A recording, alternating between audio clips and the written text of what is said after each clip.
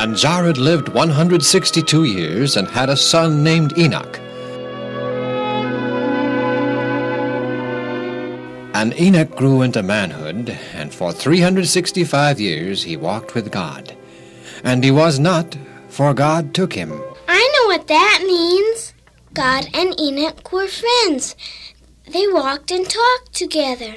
Then one day, when they had walked awfully far, they were nearer to God's house than Enoch's. So Enoch just went home with God.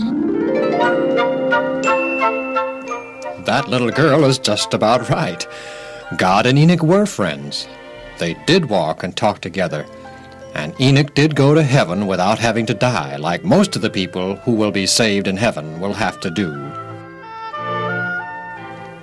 Adam lived to be 930 years old. But since he was only 622 when Enoch was born, perhaps the two of them spent many happy hours together. Young Enoch listened eagerly to the many stories the older Adam could tell. Good morning, Grandpa Adam. Good morning, Enoch. And what's that you have in your hand? Honey, Grandpa Adam. I got it out of a tree specially for you. I like honey. Always have. And I suspect you want something in return. A story, perhaps, huh? How did you know, Grandpa Adam? Well, we old ones just seem to know such things. And what story do you want me to tell you today? The one about you and Grandma Eve. Grandpa Seth and I went past the garden yesterday. We saw the shining angel with a flaming sword. He was guarding the garden. I wish I could see inside the garden, Grandpa Adam. Oh, it's beautiful, Enoch, my son. Tell me all about it, Grandpa, please. Well, all right. But first I want to assure you, Enoch, my son, that someday you shall see inside the garden.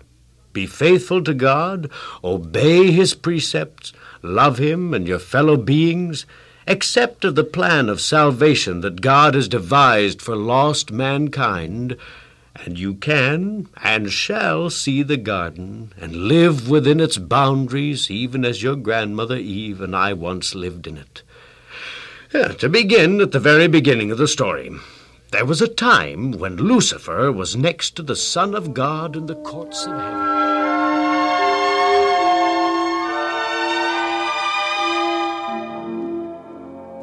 And so, Enoch, my son, your grandmother Eve and I were driven out of the Garden of Eden. If only we had obeyed God, we would still be living there. You left out part of the story, Grandpa Adam. Yes, an important part of the story. Perhaps the most important part. How God provided a way to escape the snares of Lucifer and be saved. Well, God promised that one of my descendants would bruise the serpent's head. Maybe I can do that, Grandpa. Perhaps. If I was good all my life, maybe God would forgive everybody. There's an awful lot of wickedness in the world, Enoch, my son.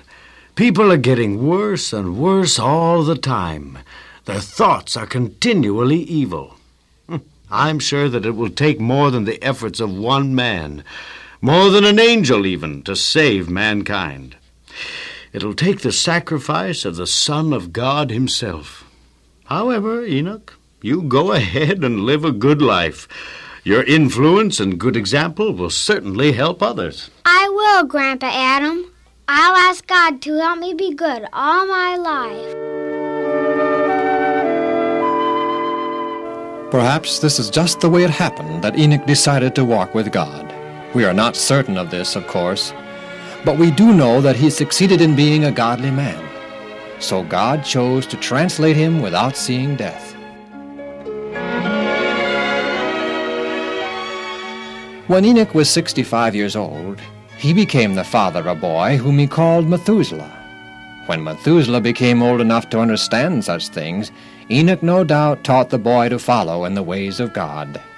So you see, son, there are many ways of living your life, but only one way that is right and pleasing to God.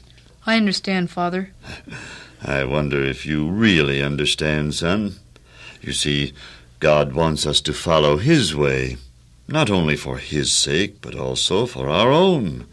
God knows that to follow his teachings and obey his voice is the only way to happiness. Any other way brings disaster, sorrow, death. Like Grandpa Adam and Grandma Eve? Yes, and like your grandfathers Cain and Abel. Cain murdered his brother Abel. With what result? Happiness? No, unhappiness. He was forced to live as a fugitive. He was very unhappy and sad. Other men steal and live lives of terror of being found out. Others cheat and lie and pass their days in fear of discovery. And so it goes.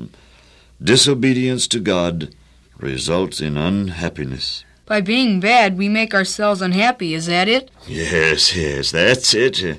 God's laws are for our benefit. By loving truth, by abhorring evil, by obedience to the ways of God, we not only please God, but we give ourselves every advantage. Now I understand, Father. I will be good, forever and ever. I hope so, son. I sincerely hope so.